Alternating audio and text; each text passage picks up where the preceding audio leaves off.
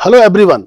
तो आज जो जेईई मेंस का पेपर नंबर 1 हुआ है उसके प्रॉब्लम्स, उसके सॉल्यूशन ऑर्गेनिक केमिस्ट्री के हम लोग डिस्कस करने जा रहे हैं।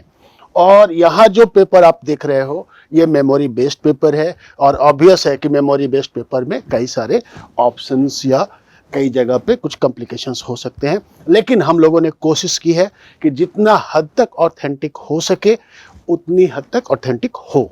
और यही रीजन है कि इसको पूरा प्रॉपर फॉर्मेट में जिस तरीके से आपको आया था हम लोगों ने कोशिश की है कि बच्चों के साथ मिलकर के थोड़ा हार्ड वर्क था, तो टीम वर्क होना पड़ा और उसको हम लोग प्रॉपर तरीके से प्रेजेंट कर सके। जैसे ये क्वेश्चन नंबर 18 फ्रियॉन्स आर, ये जो क्वेश्चन है ये एनवायरमेंटल केमिस्ट्री का क्वेश्चन है। और फ्रियॉन क्या है और फ्रियॉन का कहाँ पर क्या यूज है। तो बेसिकली ये क्लोरोफ्लोरोकार्बन्स हैं और ये जो क्लोरोफ्लोरोकार्बन्स हैं इनसे रेडिकल्स, इनसे टूट करके और जो आपके पास अल्ट्रावायलेट रेडिएशन आते हैं तो वो अपर लेवल में इनके साथ रिएक्ट करके फ्रियॉन्स को तोड़ देते हैं। किस रूप में, तो क्लोरीन रेडिकल निकल जाता है और इसके बाद क्लोरोफ्लोरोकार्बन के रेडिकल बनते हैं। तो freons are chlorine radicals producing chlorofluorocarbon. Chlorofluorocarbon से क्लोरीन रेडिकल्स निकलते हैं और ये जो क्लोरीन रेडिकल्स निकलते हैं ये फिर ओजोन से रिएक्ट करके O2 एंड OCl रेडिकल बनाते हैं जो फर्दर ओजोन के डिसोसिएशन में यूज होता है। ओके, तो यहां पर ये सिंपल सा क्वेश्चन, आप इसे इजी माने, इन्वायरमेंटल केमिस्ट्री का क्वेश्चन। अब हम लोग बढ़ते हैं क्वेश्चन नंबर 2 पे। तो ये जो हमारा क्वेश्चन नंबर 2 है, यहां ध्यान दीजिए, ये इंटीजर में आया हुआ क्वेश्चन कि ये एक स्ट्रक्चर दिया हुआ है। स्ट्रक्चर हो सकता है कुछ और फॉर्मेट हो, लेकिन इसी आसपास का फॉर्मेट है कि जिसमें 3 क्लोरीन एटम है और एक्वस सिल्वर नाइट्रेट दिया हुआ है and find number of moles of silver chloride produced. तो जवाब यह है कि सिल्वर नाइट्रेट, सिल्वर आयन करता क्या है। तो सिल्वर आयन क्लोरीन के साथ, क्लोरीन को के साथ कोवैलेंट बॉन्ड बनाकर इसको प्रेसिपिटेट करने का प्रयास करता है एक्वस मीडियम में। तो यहां पर ध्यान दीजिए कि सबसे पहले ये निकलेगा क्लोरीन, क्लोरीन निकलेगा, कार्बोकेटायन बनेगा, ये भी निकलेगा और यहाँ पर क्या बनेगा, तो क्लोरीन Cl- निकला, कार्बोकेटायन यहाँ पर क्लोरीन को सिल्वर आयन प्रेसिपिटेट कराएगा और इसके जगह पे क्या चला जाएगा, तो वाटर। तो वाटर जाएगा और ये वाटर खुद ब खुद इसको एक्सपेल करके क्लोरीन को निकाल देगा। तो अल्टीमेटली कितने सिल्वर क्लोराइड बने, तो 3 मोल सिल्वर क्लोराइड बनेंगे। तो ऑब्वियस है, आसान क्वेश्चन है और इसका जवाब हो गया 3 मोल्स। चूंकि 1 मोल पे आपके पास, यहां ध्यान रखना कि 1 मोल में चूंकि 3 मोल ऐसे क्लोरीन है जो रिमूव हो जाएंगे, कोई बेंजीन से जुड़ा हुआ नहीं है, इसलिए आंसर 3 मोल्स है। अगेन अब एक और सा अच्छा क्वेश्चन है कि यहां पे आपके पास दिया हुआ है क्वेश्चन नंबर पे कि ये मेटा पोजीशन पे मिथाइल लगा हुआ है, मेटा पोजीशन पे आपके पास OCH3 लगा हुआ है, ईथर बना हुआ है। इसको अगर HBr से रिएक्ट किया जाता है तो क्या बनता है। तो ईथर का क्या रोल है या ईथर का HBr के साथ क्या रिएक्शन है। तो ईथर डिकम्पोज करते हैं स्ट्रॉन्ग एसिडिक मीडियम में और हीट करने पे। तो यहां पे आपको ध्यान रखना है कि HBr, तो HBr बेसिकली क्या होगा, ये H+ एंड Br-, ये तो एसिड है, यहाँ कहीं कोई दिमाग लगाने की आवश्यकता नहीं, H+ सफिशिएंट है। इसके बाद H+ क्या करेगा, तो ये इसके बाद आपके पास जो आपके पास ईथर ग्रुप बैठा हुआ है ऑक्सीजन, इसके साथ बॉन्ड बना करके क्या बना देगा, ऑक्सोनियम। और ये ऑक्सोनियम बनाने के बाद अगला नंबर पे क्या होगा, अब यहां पर कैसे डिसोसिएट होगा, तो Br- oxonium is now this is a good leaving group. Br- यहाँ पे अटैक करेगा और इसको डिसोसिएट कर देगा, डिकम्पोज कर देगा और आपका प्रोडक्ट क्या हो रहा है, तो CH3 और यहाँ क्या हो गया OH और साथ ही साथ CH3Br। तो यहाँ पे आपको ध्यान देना है कि आपका प्रोडक्ट क्या है। तो आपका प्रोडक्ट है, हमेशा ध्यान रखना है कि ये जो पार्ट है फिनॉल बनेगा। जब भी हाइड्रोलिसिस होगा फिनॉल ही बनेगा। क्यों फिनॉल बनेगा, बहुत सिंपल है, ऑक्सीजन हमेशा सीट बेल्ट लगा के रखता है, मतलब ऑक्सीजन रिजोनेंस में होता है अगर बेंजीन पे बैठा रहे तो इस तरीके से यहां पे फिनॉल प्लस CH3Br होगा और mechanism SL2। Okay, next, correct stability order of resonating structure of this. ये जो कंपाउंड है इसके रिजोनेटिंग स्ट्रक्चर का सबसे अधिक स्टेबिलिटी क्या है, ऑर्डर क्या है। तो पहली बात, ये हमारा न्यूट्रल कंपाउंड, ये मोस्ट स्टेबल है। और अगर हमारे पास ये 3 रिजोल्टिंग स्ट्रक्चर दिए हुए हैं, इनकी स्टेबिलिटी ऑर्डर क्या है, कैसे निकालेंगे? तो कंसेप्ट बड़ा सिंपल सा है कि पहला नंबर आपको ये देखना है कि आपके पास ऑक्टेट कहीं पूरा है क्या? तो जवाब है कि नहीं, सब में ऐसा एटम है जिसमें ऑक्टेट इनकम्प्लीट है। लेकिन निगेटिव चार्ज कहां कहां है? तो यहां निगेटिव चार्ज कार्बन पे है, यहां निगेटिव चार्ज कार्बन पे है, यहां निगेटिव चार्ज ऑक्सीजन पे है। तो मोस्ट स्टेबल क्या हो गया? सी। तो यहां पर पहला नंबर ध्यान देना, स्टेबिलिटी। तो निगेटिव चार्ज ऑक्टेट इनकम्प्लीट है सभी में, और निगेटिव चार्ज ऑक्सीजन पर है, तो ये सबसे अधिक स्टेबल है। अब अगेन, अब बी, ए और बी में कौन ज्यादा स्टेबल है? तो इसका जवाब बहुत सिंपल है। क्यों? पड़ोसी कैसा है? ध्यान रखना, मैं दुखी क्यों तो पड़ोसी सुखी क्यों। यहां देखो, ऑक्सीजन, ऑक्सीजन पे पोलराइजेशन के कारण इसका पड़ोसी डेल्टा प्लस और बगल में नेगेटिव आयन सही है, स्टेबल होगा। ओके, और इसी तरीके से नाइट्रोजन रिच है, इसके बगल में पॉजिटिव चार्ज, ये भी स्टेबल होगा। ये अमीर है और ये साथ ही साथ इलेक्ट्रॉन का गरीब है, तो this is more stable then this one. क्यों? क्योंकि दोनों पड़ोसी एक जैसे हैं, डेल्टा प्लस पॉजिटिव चार्ज, दोनों ही कंगाल हैं और यहां पर दोनों ही मालामाल हैं, इनके बीच में रिपल्सन बहुत ज्यादा होगा। तो आपका करेक्ट आंसर क्या हो गया? आंसर हो गया C is most stable then A then B. C is most stable than A than B. Answer is 3. Okay. Next, अगले क्वेश्चन पे, क्वेश्चन नंबर 22। एक अच्छा क्वेश्चन है और हाइड्रोकार्बन का आप इसे मॉडरेट मान सकते हैं, क्योंकि अगर आप 12th के हिसाब से चल रहे हैं, रिपीटर वगैरह में है, तो आपके लिए एक आसान क्वेश्चन है। HBr, किसी भी एल्कीन के साथ जब रिएक्शन होता है HBr का, तो उस केस में क्या होगा? तो उस केस में हमारे पास HBr के ऊपर इलेक्ट्रोफिलिक एडिशन रिएक्शन होता है। H प्लस इलेक्ट्रोफाइल है, इलेक्ट्रोफाइल कहाँ ऐड करेगा? नाइट्रोजन पाई बॉन्ड से। ओके, ये क्या समझ रहे हो भैया? ध्यान रखना, ऑर्गेनिक केमिस्ट्री का एक ही कंसेप्ट है, चाहे तरबूजे पे चाकू गिरे या चाकू पे तरबूजा कटेगा तो तरबूजा ही। यहां ध्यान दो, H प्लस है, ये हमारे पास क्या है? H प्लस, और यहाँ क्या है? पाई। तो ये इलेक्ट्रॉन यहाँ रिच है, ये यहाँ पे न्यूक्लियोफाइल है, यहाँ पर H प्लस है, इलेक्ट्रोफाइल है, एड रिएक्शन हो गया, इलेक्ट्रोफिलिक एडिशन।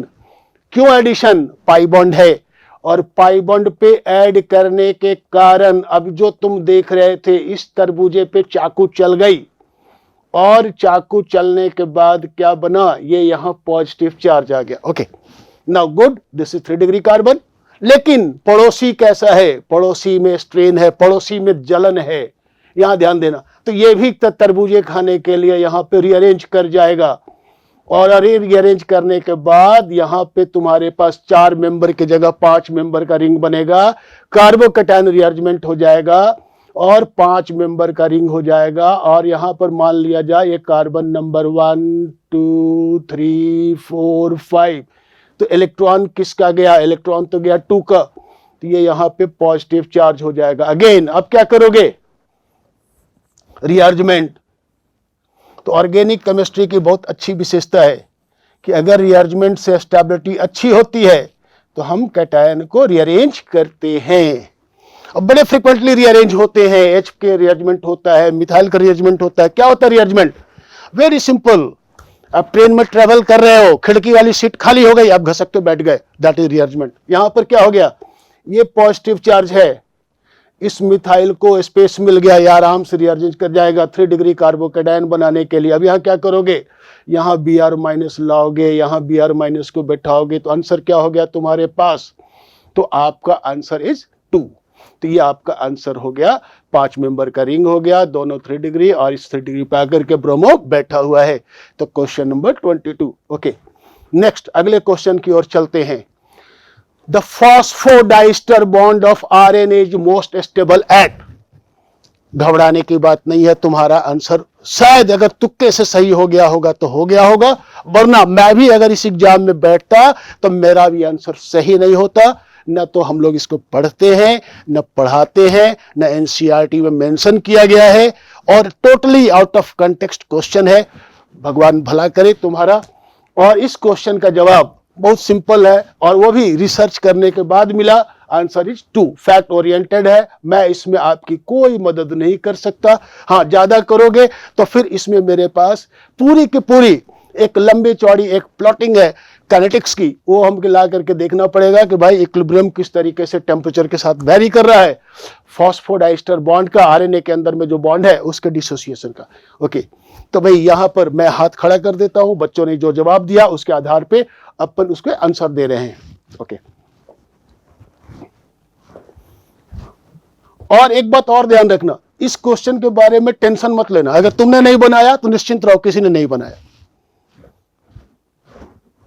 अब ये देखो, इस क्वेश्चन के बारे में देखो, व्हाट इज ए? ए क्या है? कौन सा ए है? ए को क्या कर रहा है? ए फॉर्मल्डिहाइड एंड OH माइनस के साथ रिएक्शन कर रहा है। फॉर्मल्डिहाइड एंड OH माइनस के साथ कौन सा रिएक्शन होता है? कुछ याद आया? कार्बोनिल कंपाउंड में या तो एल्डोल या फिर कैनिजारो। यहां ध्यान देना, अगर यहां पे अल्फा हाइड्रोजन होगा तो एल्डोल होगा, अल्फा नहीं होगा तो कैनिजारो होगा। ओके, अब यहां से जो प्रोडक्ट बना उसको क्या करा रहे हो? KCN। तो जो आपके पास एल्डिहाइड कीटोन ग्रुप बच गए हैं वहां पे साइनाइड ऐड कर रहा है, यहां पे न्यूक्लियोफिलिक एडिशन रिएक्शन, और उसके बाद H3O+ एंड हीट साइनाइड को हाइड्रोलिसिस कर दिया। उसके बाद वहां पर जो भी कंपाउंड बना होगा तो उसके बाद उसका क्या हुआ? साइक्लाइजेशन। Okay, good. अब उल्टा चलो कि अगर मान लिया जाए मुझे नहीं मालूम ये कौन सा कंपाउंड है, चलो ये कंपाउंड कैसे बना, तो भैया ऐसा करते हैं, ईस्टर को हम तोड़ देते हैं। Okay, done. तो ये कंपाउंड तोड़ दिया तो ये बन गया हमारे पास डबल बॉन्ड OH, यहां क्या हो गया? हाइड्रोक्सी, यहां क्या है? मिथाइल, यहां क्या है? मिथाइल, और ये क्या हो गया? OH। इसको क्या कहते हैं? रेट्रोसिंथेसिस। Okay, done.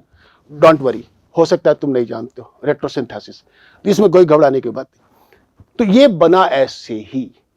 अगेन, अब ये H3O+ यहां पे साइनाइड है। साइनाइड कहां है जिसके हाइड्रोलिसिस से ये बना है? तो जवाब है साइनाइड के हाइड्रोलिसिस से कार्बोक्सिलिक एसिड ग्रुप आते हैं। तो ये हमारे पास OH है और यहां पे CN है, और ये इस कार्बन पे 2 मिथाइल ग्रुप है, और यहां पे ये क्या है? OH है। ओके, समझ में आई बात? तो भैया इस तरीके से हम लोग बनाते हैं। अगेन, अब ये साइनाइड कहां से आया इसका यहां ध्यान दो। ये तो इस जन्म की बातें हैं, पुनः पिछले जन्म में क्या था? तो पिछले जन्म में जब साइनाइड से रिएक्शन नहीं हुआ था तो ये यहां पे ध्यान दो कि यहां क्या हो रहा है? तो यहां पे एडिशन हुआ है, यहां डबल बॉन्ड होगा। तो ये इसके पिछले जन्म में क्या था? ध्यान देना, ये यहां पे था ये कंपाउंड डबल बॉन्ड O, और इधर क्या हो गया? OH। ओके, डन, ये तो मिला। अब आओ जाओ इस कंपाउंड के बारे में, ये क्या है? ये कहता है HCHO। ओके, ये तो हो गया हमारा HCHO। HCHO पे एडिशन रिएक्शन हुआ, ये पार्ट CH2OH बन गया, और ये पार्ट क्या है? तो यहां पे ध्यान दीजिए, यहां पे क्या होगा? H, अल्फा बीटा बॉन्ड बनता है। कौन किस जगह पे? तो अल्फा बीटा बॉन्ड बनता है हमारे पास एल्डोल में, कैनिजारो में नहीं, एल्डोल में। तो एल्डोल में जो अल्फा बीटा बॉन्ड बन रहा है, तो अल्फा पे हाइड्रोजन चिपकाओ और बीटा पे, अल्फा पे यहां पे हाइड्रोजन चिपकाओ और बीटा पे हमारे पास कार्बोनिल। तो ये हमारा कार्बोनिल हो गया। तो यहां पे फॉर्मल्डिहाइड है, और ये जो दूसरा पार्ट ये क्या है? किससे मैच कर रहा है? Okay, CH3 whole twice CHO। Okay, answer is 4। ये बड़ा ही खूबसूरत क्वेश्चन, और इसको ध्यान देना, बड़े ही इजी तरीके से मैंने आपको समझाया, इसको ध्यान रखें। अगेन, और ये एक और एनसीईआरटी की विशेषता है, एनसीईआरटी ऐसे ही क्वेश्चन पूछते हैं जिसमें आपका सिलेक्शन नहीं एलिमिनेशन हो सके। जैसे ये question, noradrenaline is one of the neurotransmitter in human being. अगर आपने एनसीईआरटी ढंग से पढ़ रखी है, केमिस्ट्री नेबुलाई ढंग से पढ़ रखी है, तो वहां पर न्यूरोट्रांसमीटर्स है, इसमें कोई संदेह नहीं। ओके, अब नॉरएड्रेनालिन कैसे काम करता है? Is low when the signal sending activity becomes low and the person suffers from depression. Okay, अगर आपने एनसीईआरटी पे मेहनत की है तो दोनों ही लाइन सही है और इसका आंसर क्या हो गया? Both statement 1 and 2 are correct. Okay, next बढ़ते हैं। Okay, percentage of nitrogen atom in uracil is. अब मजा आया भैया, याद है तेरे का यूरेसिल? अगर याद है तो क्वेश्चन तो चुटकी बजाते बन जाएगा। लेकिन पहले यूरेसिल क्या होता है? तो अगर आपने डीएनए आरएनए पढ़ा होगा तो आपको याद आएगा साइटोसिन, है ना, याद है, adenine, cytosine, guanine and thiamine और uracil. Okay, purine, pyrimidine, purine, है ना। तो ये यूरेसिल एक बेस है, नाइट्रोजनस बेस है। कैसा स्ट्रक्चर है? तो यूरेसिल का structure, this is your uracil.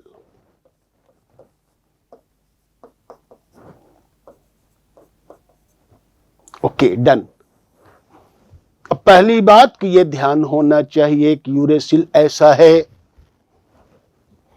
और अगर ये ऐसा है, अब इसमें नाइट्रोजन एटम का परसेंटेज कितना है? ये तो बहुत आसान काम है। Once you know this compound, just find out the formula and then after find out the percentage of nitrogen. और इसका जवाब मैंने पीछे में कर रखा है। ये यूरेसिल है और इस यूरेसिल का फार्मूला क्या है? C4H4O2N2। और नाइट्रोजन का परसेंटेज कितना है? नाइट्रोजन एटम का वेट 2 × 14 28 ग्राम पर मोल divided by molecular weight of this one 2 × है ना 4 × 12 प्लस 4 × 1 प्लस 2 × 16 प्लस 2 × 14 into 100, तो आपका परसेंटेज आ जाएगा 25%। और इसी के साथ हम लोगों ने आज के जो पेपर 1 हुए हैं 24 जनवरी 2023 को जेईई मेंस का, उसके ऑर्गेनिक पार्ट के क्वेश्चंस को हम लोगों ने पूरा कवर कर लिया। आई होप इससे आपको फायदा होगा, आपके क्वेश्चन आप इसमें अपने सॉल्यूशन मैच कर पाओगे। Okay, thank you. हम लोग मिलेंगे अगले पेपर के साथ।